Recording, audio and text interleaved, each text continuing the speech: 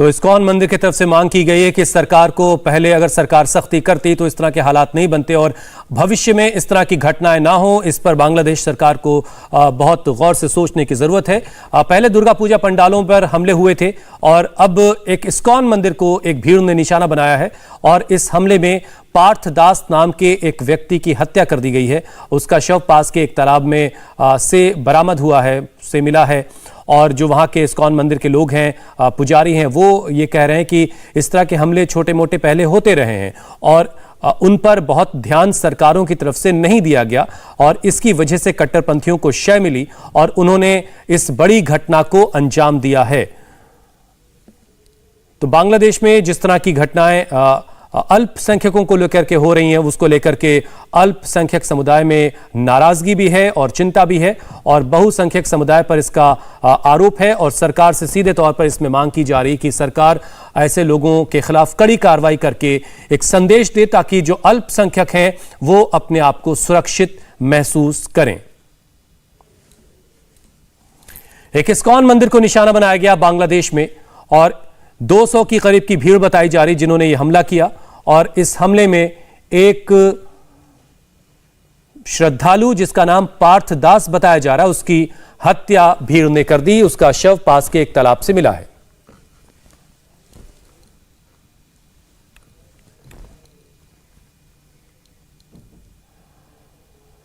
पार्थ दास एक श्रद्धालु है जिसकी भीड़ ने हत्या कर दी। उसका शव, उसके जो डेड बॉडी है वो पास के ही एक तालाब से मिली है। हमारे साथ अमानी कृष्णा प्रभु प्रवक्ता हैं इस्कॉन मंदिर के बांग्लादेश के, वो इस वक्त हमारे साथ जुड़ रहे हैं। अमानी कृष्णा जी, बहुत बहुत शुक्रिया, आपने हमारे लिए वक्त निकाला। आप बताएं कि इस घटना के बाद आप लोगों ने जो प्रशासन से संपर्क किया, किस तरह का रिस्पॉन्स रहा? कोई रिस्पॉन्स नहीं आया। हम लोग लोकल डीसी को फोन किया, लोकल एसपी को फोन दिया, लोकल हमारा जो ओसी था ओसी को फोन किया। कोई प्रशंसक लोग नहीं आया। 400-500 लोग आके हमारा मंदिर में बहुत आघात किया। दो तीन लोग अभी हत्या हुआ, 3-4 लोग अभी अस्पताल में है। बहुत सारे लोग अभी मंदिर का हमारा प्रभुपाद का मूर्ति, रथ, गाड़ी सब कुछ आग लगा दिया। अभी बहुत सारे लोग राजपथ पे आके प्रशासन के पास, गवर्नमेंट के पास, प्रधानमंत्री के पास आह्वान कर रहा है।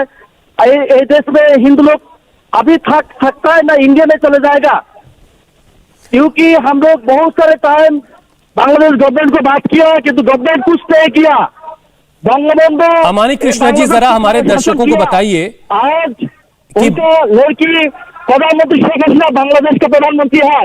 ये प्रधानमंत्री अमानी कृष्णा जी, अभी हमारे बांग्लादेश में बहुत सारे कैंपेन उन्हें दिए, आगे किए, बहुत से लोग हत्या किए।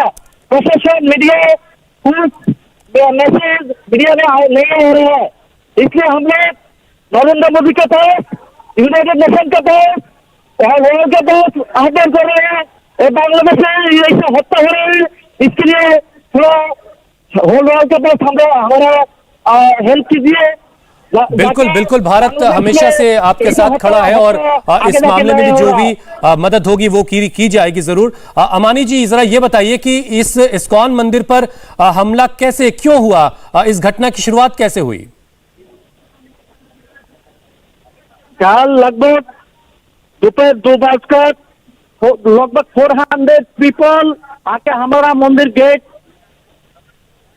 आज मिल रहा है। लगभग 4 भाग। बहुत बहुत शुक्रिया अमानी जी हमारे साथ जुड़ने के लिए। दिल्ली इस्कॉन मंदिर से हमारे साथ इस वक्त ब्रिजेंद्र नंदन दास जी जुड़ गए हैं, जो इस्कॉन दिल्ली का इस्कॉन मंदिर है उसके प्रवक्ता हैं। ब्रिजेंद्र जी, पहले तो बहुत बहुत धन्यवाद, आपने हमें वक्त दिया। आपकी बातचीत हुई होगी नोआखली में जो इस्कॉन मंदिर है जहां पर हमला हुआ, क्या जानकारी वहां से मिली आपको?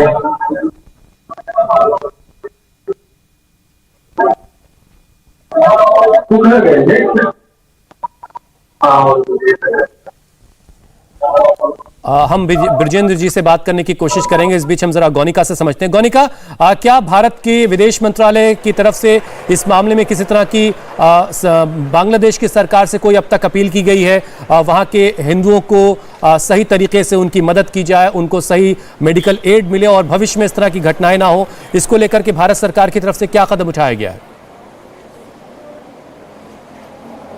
देखिए, बिल्कुल कल जो पिछले कई दिनों में बांग्लादेश में घटनाएं हो रही हैं, हिंदुओं के मंदिरों को चुन चुनकर दुर्गा पंडालों को पर हमला किया गया है, वहां पर तोड़फोड़ की गई है, मां दुर्गा की मूर्तियों तक को नुकसान पहुंचाया गया है। इसके अलावा कल जो घटना हुई है जिसमें कि इस्कॉन टेम्पल पर हमला किया गया है, वहां पर के एक जो डिवोटी हैं पार्थिव दास, उनका शव भी मिला है वहां के पास के पॉइंट से।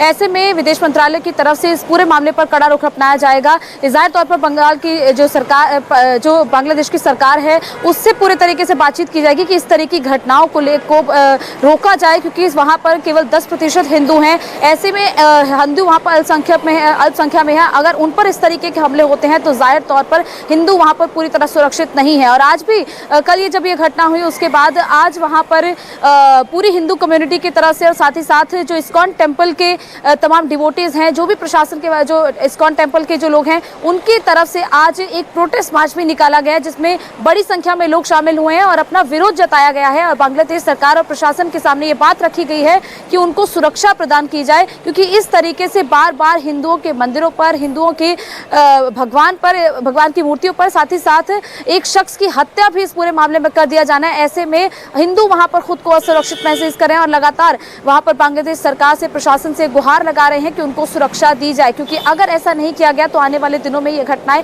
और ज्यादा विकराल रूप ले सकती हैं, क्योंकि आज मंदिरों को, पंडालों को निशाना बनाया गया है। ऐसे में हिंदू वहां पर मंदिर नहीं जा पाएंगे, उनके मन में डर रहेगा कि अगर वो मंदिर तक जाते हैं तो जाहिर तौर पर उन पर भी हमला हो सकता है। और अगर ऐसी ही घटनाएं आने वाले भविष्य में होती रही तो जाहिर तौर पर हिंदुओं का वहां रहना भी मुश्किल हो जाएगा।